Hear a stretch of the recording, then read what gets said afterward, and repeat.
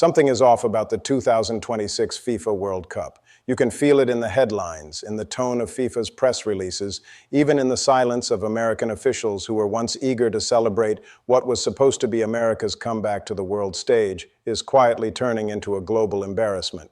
The spotlight that was meant to showcase American greatness is now revealing something the world was never supposed to see: disorganization, political interference, and a growing loss of trust. For years, the promise was simple. The 2026 World Cup would be America's moment to shine, the biggest event on earth, hosted by the most powerful nation on earth.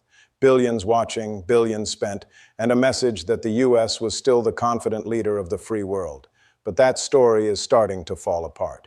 Beneath the marketing campaigns and the patriotic speeches lies a very different reality, one that FIFA insiders, sponsors, and even global media have quietly begun to talk about. The United States, once seen as the safe pair of hands for global events, is starting to look unstable. Meanwhile, the world is noticing something extraordinary. Canada and Mexico, the supposed junior partners in this joint tournament, are suddenly stealing the show. Their stadiums are ahead of schedule, their logistics are praised, their tone is calm, confident, and professional. While Washington argues they're executing, while American headlines spin chaos, they're delivering results. And that's when the question started. Is the U.S. really ready for the world's biggest sporting event? Or has it lost something far more important than organizational control, the world's trust? Because this isn't just a story about football. It's about perception. And in global politics, perception is power. For decades, America used the World Cup, the Olympics, and global culture itself to project influence. But now, in 2026, the tables are turning. The same event that was meant to reaffirm America's dominance is revealing a deeper shift, one where quiet competence is beating loud confidence. Canada and Mexico didn't challenge the U.S. with politics or protests. They're exposing it with performance. And that's the part that no one in Washington seems ready to admit. The world expected unity. Instead, it's seeing division. It expected confidence. Instead, it's seeing hesitation. And in the background, one moment, one press conference in Washington would ignite a global controversy that no one saw coming. Because what happened next didn't just shake FIFA. It questioned whether the United States is still capable of leading the world at all. It all began with a single sentence. September 2025, Washington, D.C. The press room was packed, cameras flashing, anticipation thick in the air. When Donald Trump stepped up to the podium, the world expected another routine speech. Instead, they got a spark that would ignite global headlines and throw the 2026 World Cup into chaos. He looked confident, almost casual when he said it. "If I see a place that isn't safe, we'll move the match somewhere else." Just 12 words, but they hit like an earthquake. Within minutes, those words were everywhere. CNN, BBC, Reuters, Sky Sports. Across continents, journalists were asking the same question. Did the U.S. president just threaten to relocate World Cup matches? What Trump meant as a show of leadership was received as something far more explosive, a warning shot that mixed politics, power, and sport in a way that FIFA had always sworn to avoid. Because the World Cup is not just another event. It's not a campaign stage or a political prop. It's an institution built on the idea that football belongs to everyone, not to presidents, not to governments, not to power. And in that moment, one man's statement cracked open that fragile line between sports and sovereignty. Behind the scenes, panic spread fast. FIFA's top officials convened emergency calls. Sponsors demanded clarification. City organizers from Los Angeles to New York called Washington for answers. Billions of dollars in tourism, construction, and broadcasting were suddenly at risk. The global message was clear. If America could politicize the World Cup, what did that say about its reliability as a host? Trump's allies defended him, saying he was just being tough on safety. But to the rest of the world, it looked like something else. A reminder that America's leadership wasn't as steady as it once was. The same man who had once helped secure the World Cup bid was now casting doubt on it. For FIFA, this was uncharted territory. Never before had a sitting or former U.S. president inserted himself so directly into tournament logistics, and the timing couldn't have been worse. With less than a year before kickoff, every city, every venue, every contract had already been locked in. To move even one match would mean dismantling a system years in the making: insurance, travel, security, and local government guarantees. It was impossible, but the damage was already done. Within hours, analysts began to ask, is the U.S. really ready to host the world? And quietly, FIFA officials began to do what they'd never done before. They started reviewing contingency options in case political instability made the U.S. too unpredictable. For the first time, whispers inside FIFA's Zurich headquarters began floating a thought that was once unthinkable. Could Canada or Mexico take on more responsibility? Trump had meant to show strength. Instead, he had exposed vulnerability. He wanted to remind the world that America still called the shots. But what he proved instead was that the world had started moving on. And as global media dissected every word, one man inside FIFA decided to draw the line. A man who understood what was truly at stake, not just for the tournament, but for the principle that football must stand above politics. His name, Victor Montalani, and his quiet response would shake the entire narrative. What happened next wasn't just a statement. It was a counterpunch, one that no one saw coming. Less than 48 hours after Trump's press conference, FIFA quietly released a memo to global media outlets.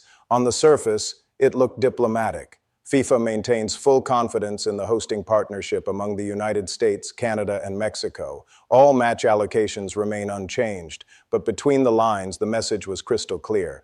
FIFA was in charge, not Washington.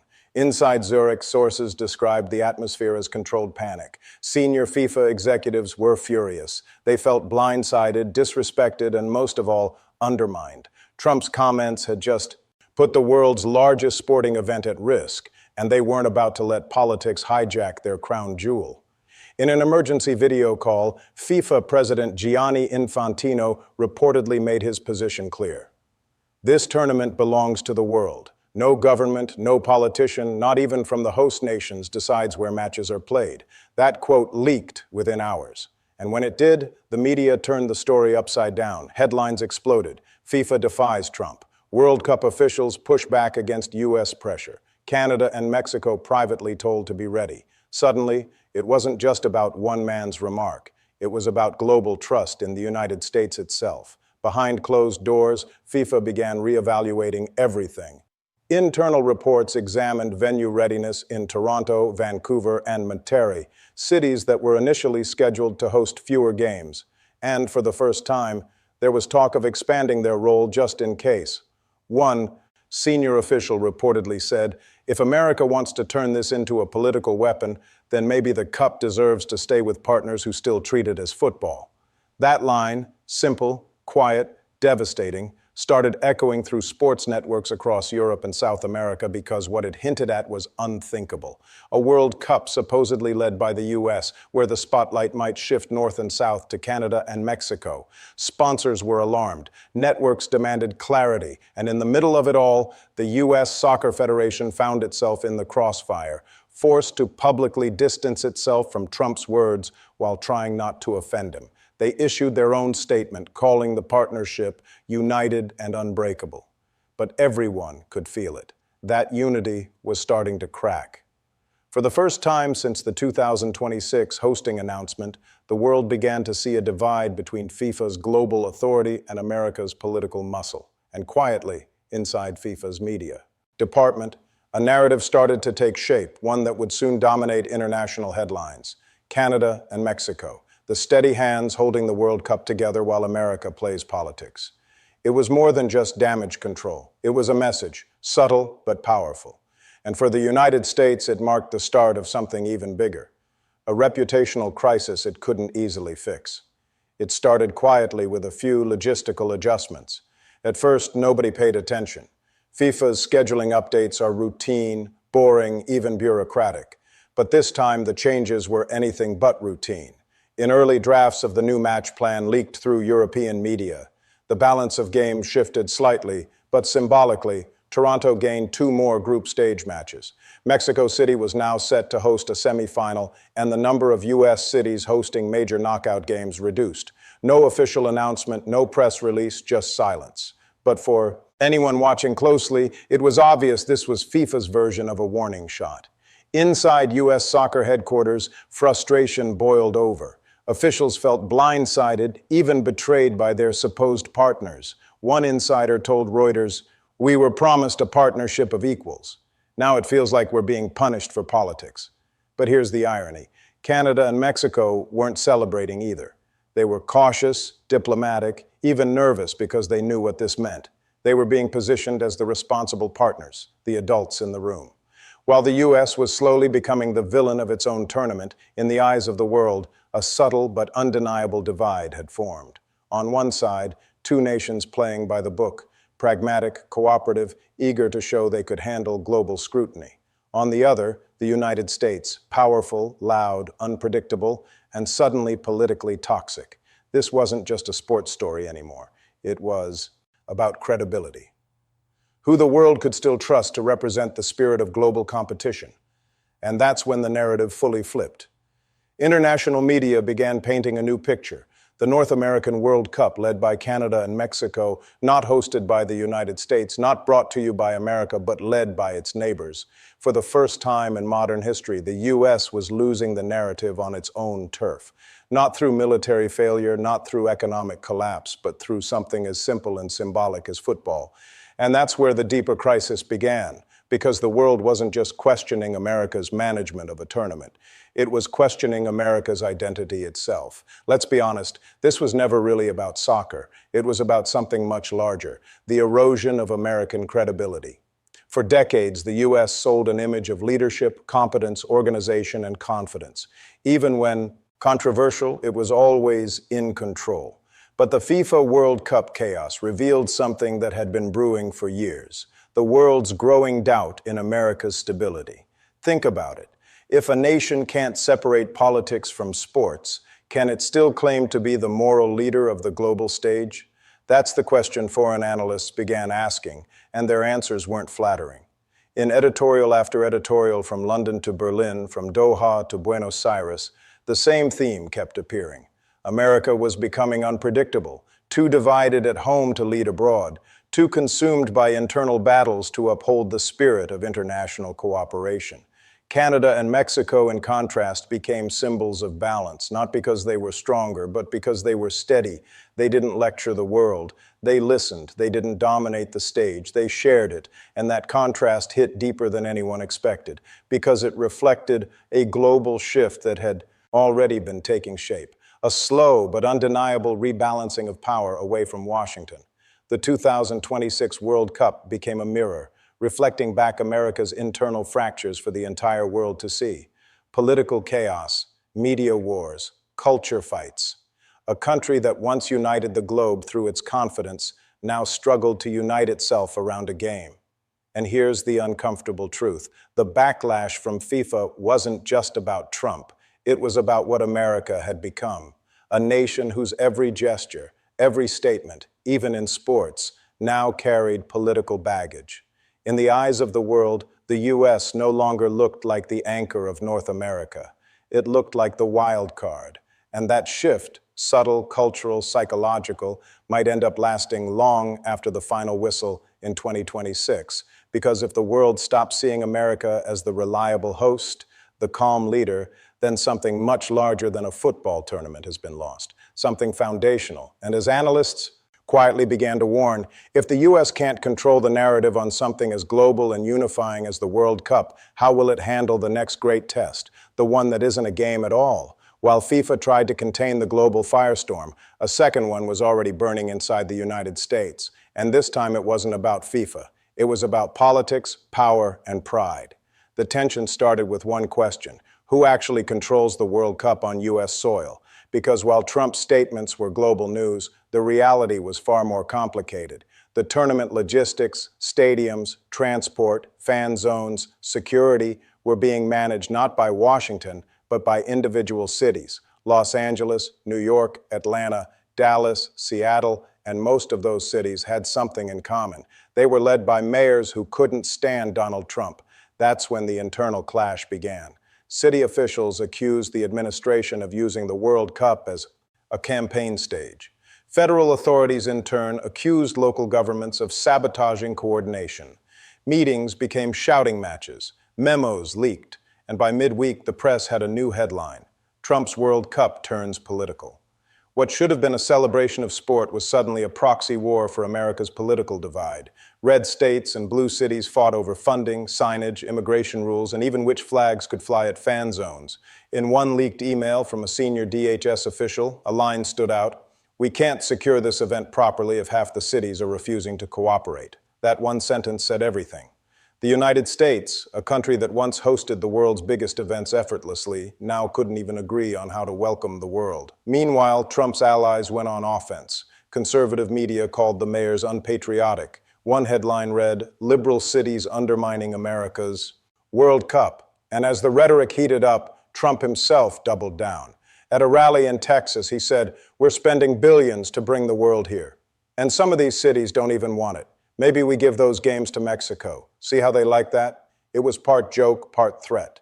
But to FIFA and to the mayors, it sounded serious because the President of the United States was now publicly suggesting shifting matches out of American cities. That was the breaking point. The mayors of Los Angeles, New York, and Atlanta held a joint press conference within 24 hours. Their statement was calm, but cutting. The World Cup belongs to the people, not to any politician. Our cities remain committed to hosting with integrity regardless of who's in office. And just like that, the battle lines were drawn. Internationally, the U.S. was fighting to regain credibility.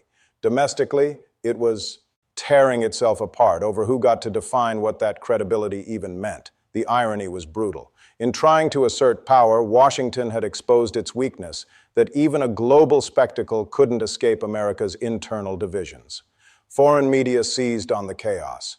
European outlets framed it as proof that America's political polarization had reached a point of dysfunction. And as one British columnist wrote, "If America can't unite for a football tournament, how can it unite for anything greater?" By then, the damage was irreversible. FIFA executives began to sidestep U.S. officials altogether, coordinating more directly with Canada and Mexico. And inside the White House, aides tried to calm the storm, but it was too late. The headlines, the press conferences, the viral clips, they all told one story. America's internal war had gone global, and for the first time, the world wasn't just watching the World Cup. It was watching the unraveling of America's to lead. Even in something as simple as universal as a game meant to bring people together, but as dramatic as this all was, the real story, the one that would define what happened next, wasn't about politics or sport at all. It was about what this moment revealed about America's future. And that's where the final act begins. While Washington and its cities were locked in open conflict, something remarkable began happening overseas. The world quietly, decisively started to push back. It began with a single statement from FIFA's headquarters in Zurich. Delivered in calm diplomatic language, it said, "The FIFA World Cup stands for unity, diversity, and peace. Peace cannot be used to advance any political message or divide host nations." On paper, it sounded like just another reminder of FIFA's neutrality, but make no mistake, it was a direct response to the chaos coming out of the United States. Within days, the International Olympic Committee followed suit. Their president, Thomas Bach, issued a statement of his own. The role of global sport is to bring nations together, not drive them apart. The Olympic movement stands with all who defend the independence of sport. Two of the most powerful organizations on earth, FIFA and the IOC, had just drawn a line in the sand. They weren't naming names, but everyone knew who they were talking about. For decades, the U.S. had been the global enforcer of rules-based cooperation. Now the rulemakers themselves were sending America a message. You don't get to politicize the world's games. That's when a wave of symbolic gestures began to spread. European football federations held press conferences praising the professionalism of Canada and Mexico. Latin American sports journalists began referring to the tournament as the North American Cup, not the U.S. World Cup. Even broadcasters in Asia subtly changed their tone, emphasizing shared hosting instead of U.S. dominance. To the casual viewer, these details might have gone unnoticed. But to political observers, they told a clear story. The world was recalibrating. Global institutions were reasserting their independence. Not through military alliances or trade deals, but through something far more universal, the language of sport. And the irony couldn't have been sharper. The United States, once the champion of keeping politics out of international events, was now being publicly reminded of that principle by the very organizations it had helped shape. But here's the deeper point. This wasn't just about FIFA or the IOC defending neutrality. It was about reclaiming moral authority, proving that global institutions could stand up to political interference, even from the world's most powerful nation. The message was simple, but it hit hard. You can be rich, powerful, and influential, but you don't own the world's stage. Behind the scenes, diplomats began noticing a shift. U.S. ambassadors in Europe were quietly instructed to rebuild trust with sports and cultural institutions. Public relations firms were hired to emphasize America's commitment to global cooperation. But the damage was already done, because once the narrative flips, once the world sees you as the aggressor instead of the unifier, it's nearly impossible to reverse. And so the 2026 FIFA World Cup became more than a tournament. It became a turning point, a global referendum on whether America still understood the meaning of shared leadership. By the time FIFA officials stood on stage to reaffirm their three-nation partnership, the applause wasn't just for soccer, it was for something bigger. A reminder that the world doesn't belong to one superpower, but to all of us. And whether America realized it or not, that message delivered not through politics, but through sport might have been the most important wake-up call of all. Every World Cup tells a story, but this one, the 2026 edition, may be remembered as the tournament that revealed how politics and power truly shaped the modern world. Because beneath the stadium lights, the chants, and the color of national flags lies a hard truth. The World Cup is not just a game, it's a mirror, a reflection of how nations see themselves and how the world sees them in return. When Donald Trump stepped up to that podium and talked about moving matches, it wasn't just about football. It was about who gets to define safety, order, and control. It was about how power operates in an age when the boundaries between politics and entertainment have all but vanished. For much of the 20th century, America was the world's stage manager, the nation that wrote the script for global events. Now, in 2026, that script is slipping out of its hands, and the world is watching as the United States, once the symbol of stability, becomes the source of uncertainty. Political scientists have a word for this moment: the legitimacy gap, when a country's global image no longer matches its internal reality. And in the lead up to the World Cup, that gap is widening faster than anyone expected. The chaos over hosting rights, the arguments over city safety, the headlines about division, they're not isolated incidents. They are symptoms of something deeper, an erosion of confidence in America's ability to manage unity both at home and abroad. For decades, the U.S. used soft power, Hollywood, the NBA, even the Super Bowl, to project influence without force. The World Cup was supposed to be the next chapter in that tradition, a moment when the world could celebrate on American soil and see the nation as open, welcoming, and strong. Instead, it's becoming the opposite, a global event highlighting the country's divisions, not its cohesion. And here's the uncomfortable irony. The more America tries to control the narrative, the less control it seems to have. Because influence today doesn't flow from commands. It flows from credibility. And once credibility cracks, even the most powerful nations struggle to rebuild it. That's what makes this story bigger than sports or Trump or even FIFA. It's about the shifting balance of global respect. A reminder that the authority to lead doesn't come from wealth or weapons anymore. It comes from trust. And trust once lost doesn't return easily. As America wrestles with its own image, something fascinating is happening just across its borders. Canada and Mexico, the two nations once considered junior partners in the 2026 World Cup, are quietly redefining what global leadership looks like. In Canada, preparations are unfolding with precision. Stadiums are ahead of schedule. Security coordination is smooth. Local governments are working in sync with FIFA officials, not against them. Canadian media call it humble excellence, leadership through competence, not chaos. Meanwhile, Mexico has become the emotional heart of the tournament. Cities like Guadalajara and Mexico City are buzzing with anticipation. Volunteers are training months ahead of time. Tourism infrastructure is booming.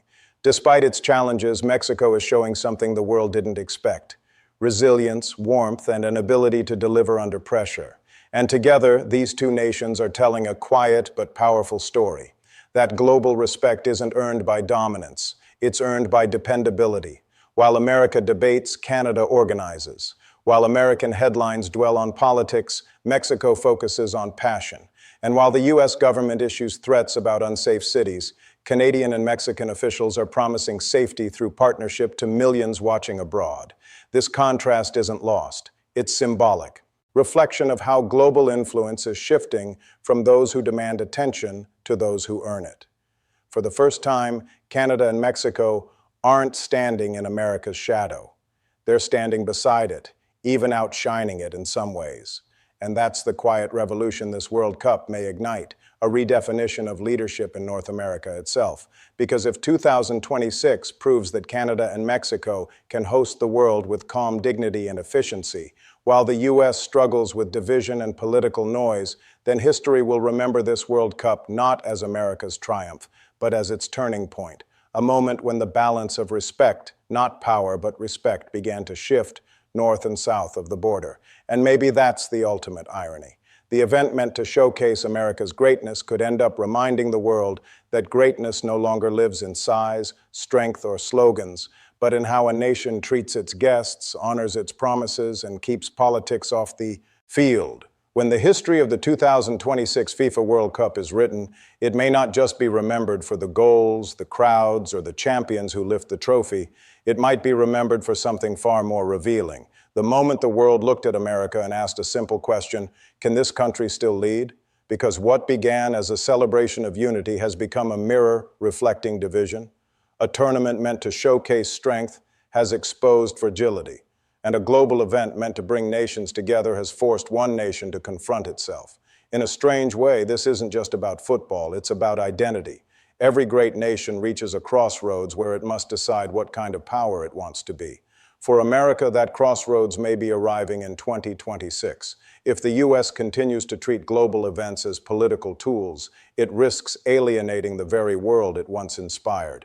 But if it can rediscover humility, if it can lead through collaboration instead of command, then maybe this World Cup could still become what it was always meant to be, a symbol of renewal. Because the truth is, leadership in the 21st century doesn't come from dominating others. It comes from earning trust, sharing credit, and knowing when to listen. And right now, the world is watching to see whether America can still do that.